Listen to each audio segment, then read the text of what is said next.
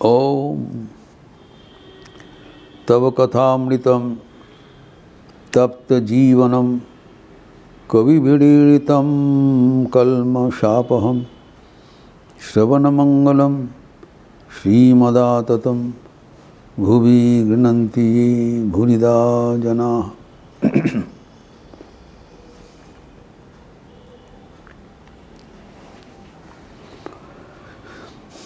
तितिक्षा हमारे जीवन में कितने महत्वपूर्ण है उसी का चर्चा चल रहा था।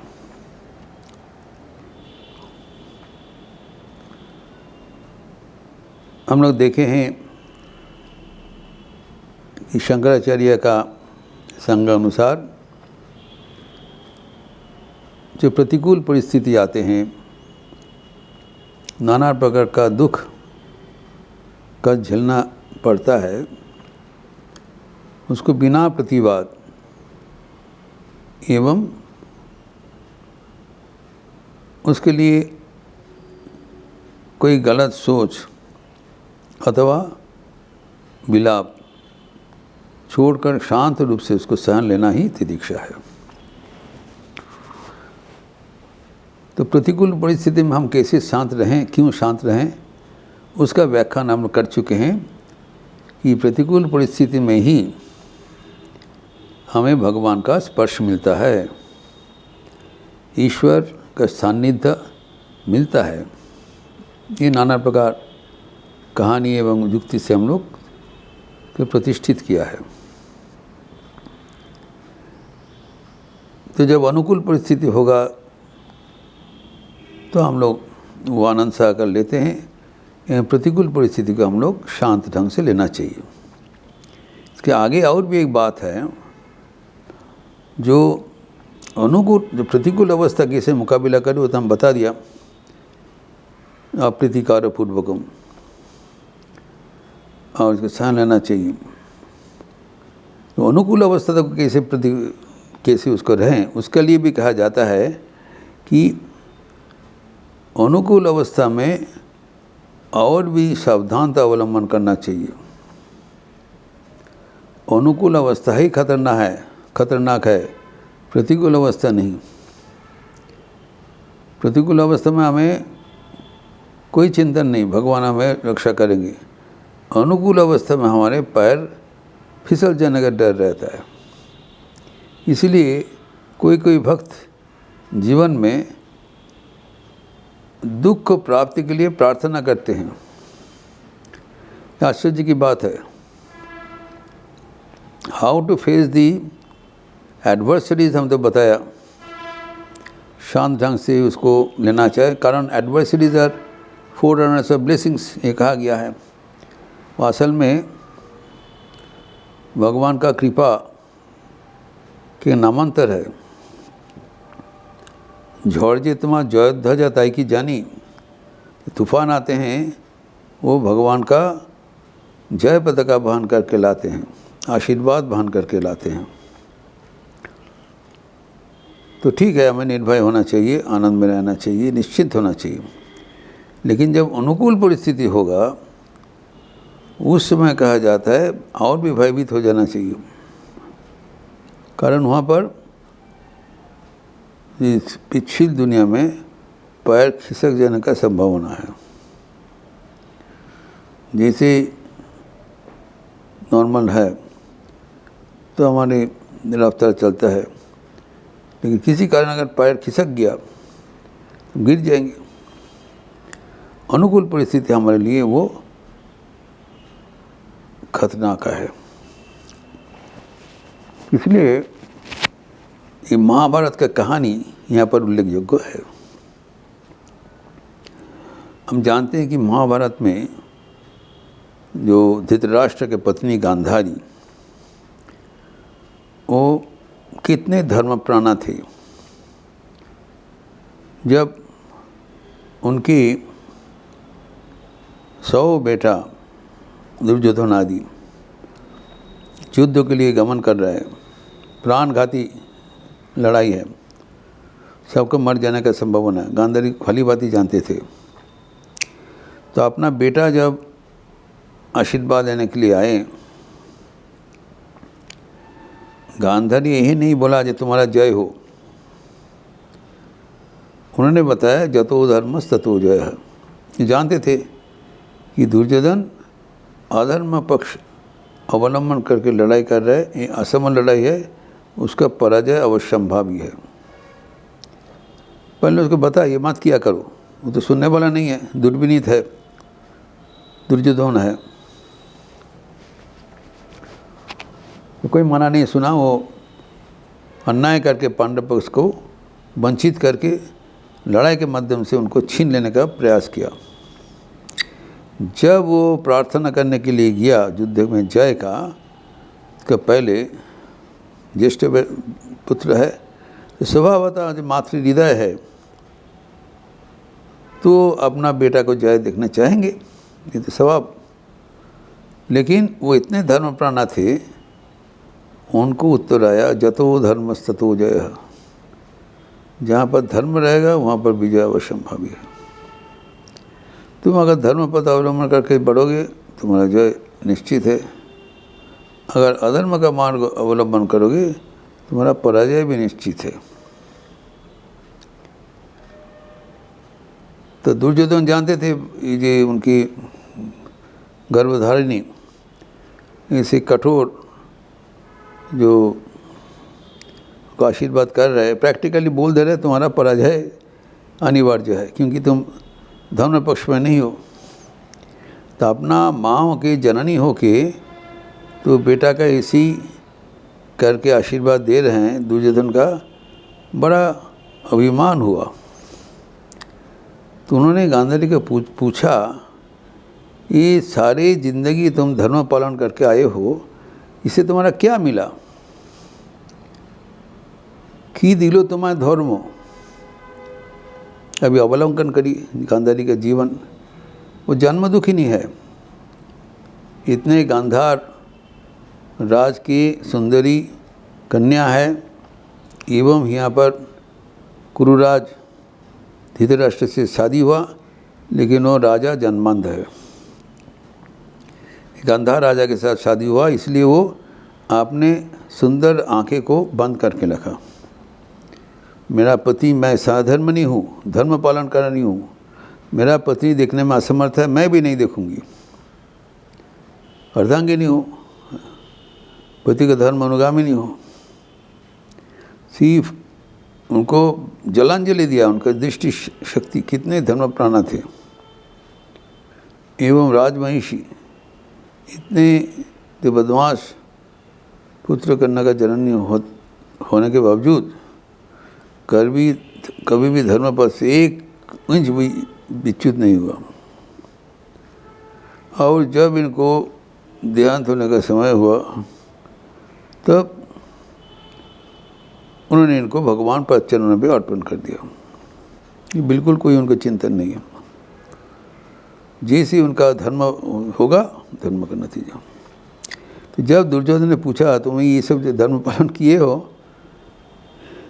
तो जन्मांध है, फिर वहाँ पर एक एक करके सब बेटा का देहांत हो गया सामने, आँख के सामने। दुख तो होता है, लेकिन जब दुर्योधन को उत्तर दिया, मार्मिक उत्तर, जब दुर्योधन ने पूछा कि तुम्हें की दिलो तुम्हारे धर्मो, उनको उत्तर था दुखो नवो नवो। धर्म से हमें मिला नित्य नतुन दुख। क्यों? क्योंकि दुख रहने से हम ईश्वर को नहीं भूलते हैं, यही मामला है। हमें जीवन में चाहिए ईश्वर का सानिध्य। जब सुख का समय होता है हम ईश्वर को भूल जाते हैं, वो हमारा खतरा समय है। तो ऐसी होना चाहिए कभी हम ईश्वर को ना भूले। हमारा ऐसी नतीजा है, दुख नहीं रहने से हम ईश्वर को भूल जाते हैं। तो प्रार्थना क्या है? दुख यहाँ है, कम से कम दुख के द्वार से हम ईश्वर को याद कर सके। तो धर्म पालन करते हुए हमें जो मिला है वो नया नया दुख मिला है, और इसके कारण मैं ईश्वर से कभी भूला नहीं। निरंतर ईश्वर का सानिध्य, ईश्वर के लिए नहीं, दुख निवारण करने के लिए ईश्वर को पुकारता हूँ। ईश्वर तो हमारे साथ सानिध्य रहते हैं, यही तो हमारा चरम प्राप्ति है। ईश्वर हमें कभी, हम ईश्वर को भूलते हैं। ईश्वर तो कभी भूलेंगे नहीं, हम लोग भूल जाते हैं, लेकिन नित्य नतुन जो दुख हमारे जीवन में आते हैं, कभी भी सुख का वो स्पर्श नहीं देखा, तो लेकिन ईश्वर के साथ उनको बराबर सान्निध्य रहा। इसलिए जो नारद भगवान को चरणों में प्रार्थना किया, जब भगवान ने बताया तुम वर लो, बहुत प्यारा उनका वो भक्त है, नारद जैसे भक्त कौन हो सकते हो, तुम वर लो। नारद मांगा नहीं कुछ, नहीं तुम मांगो। तो उन्होंने बताया, हे प्रभु, मैं आपको कभी भूलूँ नहीं, और आपका भुवनमयी माया में मुझे मुक्त मत करो। मुझे इसी कुछ खिलौना मत दिया जाए, आकर्षक चीज़ ना दिया जाए, ताकि वो उसको पाते हुए आपको भूल जाए। मेरी एकमात्र प्रार्थना है, मैं आपको भूलूँ नहीं। शरणागतो शरणागतो जेनो तुम्हें कखनो ना भूली। और इसके लिए अगर कोई दुख देना जरूरी है, दे दिया जाए, कोई आपत्ति नहीं है, बट ऐसी मत करे ताकि आपको भूल जाए। ये इसलिए कहा जाता है कि दुख का समय हमारे लिए स्वर्णिम अवसर है ईश्वर की याद करने के लिए। और जब दुख को चला जाता है तब हमें सावधान रहना चाहिए, क्योंकि ये जो खुशी के समय में हम लोग ये चक्कर से फंस जाते हैं, एवं जो दुख का समय में हम इसकी याद करते हैं। इसलिए जब रामचंद्र जी का जब विवर्णन दिया, वाल्मीकि प्रतिमा में रविंद्रनाथ दिखते हैं, जब वाल्मीकि नारद जी को पूछा कि मैं जिस चरित्र को वर्णन करना चाहता हूँ, ऐसी कोई व्यक्ति होना संभव है? पूछा, असंभव। जो मर्यादा पुरुषोत्तम का विवरण दिया,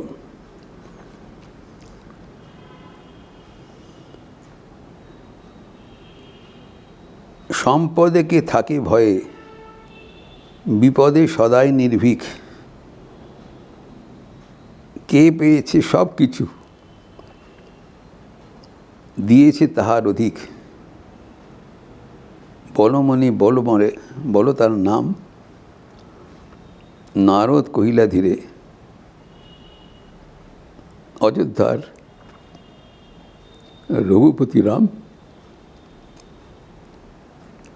राम का परिचय किया दिया, जो अनुकूल समय में भयभीत रहता है, ताकि भगवान को भूलो नहीं। अनुकूल समय भूल जाते हैं, तो डरने का समय कब है? जब हमारा अनुकूल समय है, जो सुख का समय है, घबराना चाहिए ताकि हम भगवान को भूल जाएंगे। विपदे सदाई निर्भीक, प्रतिकूल समय में हमें निर्भय होना चाहिए कि भगवान हमारे साथ बराबर रहेंगे, हम भगवान को भूल नहीं सकता है। और कि जो जीवन में जितना प्राप्ति होना संभव, रामचंद्र को सब कुछ मिल गया, क्या नहीं मिला। लेकिन खे दिए तहार अधिक, जितना मिला है उससे ज़्यादा त्याग कर दिया। ये है हमारा जीवन में मर्यादा पुरुषोत्तम, पालनीय है, आदरणीय है। इसी मॉडल हमें फॉलो करना चाहिए। जब सुसमय आएगा तब हमें सावधानता अवलंबन करना चाहिए, ताकि हम भगवान को विस्मरण न हो जाए। ये हमारा आदत है, सुख के समय हम हरदम भगवान को भूल जाते हैं, और ईश्वर को भूल जाने से जीवन में खतरा है, विपद का संभावना है। लेकिन जब दुष्समय होगा, हमें कोई घबराना का बात नहीं है, क्योंकि ईश्वर स्वयं हमें रक्षा करने के लिए वर्तमान है। ईश्वर का सानिध्य हमें हर पल में मिलते रहेंगे।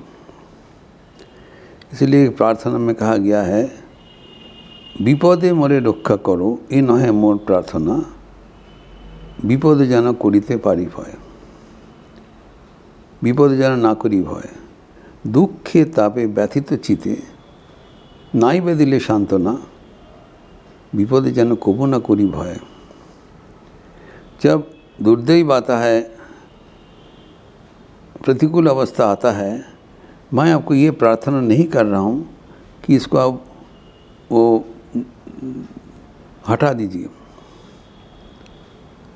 हमें रक्षा करने के लिए मैं नहीं आपको प्रार्थना कर रहा हूँ, क्योंकि आप तो अपने आप करेंगे। आपको ये याद दिलाने की हमारे कोई ज़रूरत नहीं है। संतान जब कष्ट में रहेंगे तब माता को याद दिलाने के लिए कोई भी ज़रूरत नहीं है। माँ अपने आप वो संतान को रक्षा करेंगे। She need not be reminded. ये आपका बच्चा को देखो, उसका अंतर का टान है, अपने आप जाके उसको रक्षा करेंगे।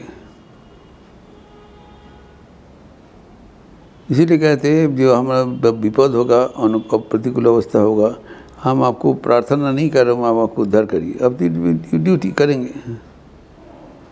और जब दुख होगा, हम तापक्लिष्ट होंगे, हमारा मन व्यथा में भर जाएगा, आपको सांत्वना देने के कोई कंसोलेशन देने की कोई ज़रूरत नहीं है। तो ये जो हमारा योगदान है, जो ये ऐसी करके होना चाहिए ताकि हम हर वक़्त ईश्वर को याद कर सके, ईश्वर के सान्निध्य में रह सके। द मोस्ट इम्पॉर्टेंट थिंग, कोई भी परिस्थिति में हमें देखना चाहिए ईश्वर को हम ना भूल जाए। ये प्रसंग और भी आगे बढ़ाते हुए अगले दिन चर्चा करेंगे। मनोहर प्रसंग है, ये हमारे जीवन को शैली सिखाते हैं कैसे मनोभाव होना चाहिए ताकि हमारा जीवन हर वक़्त सदैव भगवतमुखी रहे। ओम शांति शांति शांति। हरि ओम तत्सत। श्री राम कृष्णार्पणमस्तु। आज रविवार का अवसर है, सुबह से जप यज्ञ चल रहा है। आप लोग ज़रूर अपने अपने निर्धारित समय पर 1 घंटा जप करते हुए इस कार्यक्रम के साथ युक्त रहेंगे। इसके पश्चात जो गॉस्पेल ऑफ श्री रामकृष्ण का जो साप्ताहिक डिस्कोर्स है 10:30 से 11:30 तक, वो आप लोग शामिल रहेंगे। शाम को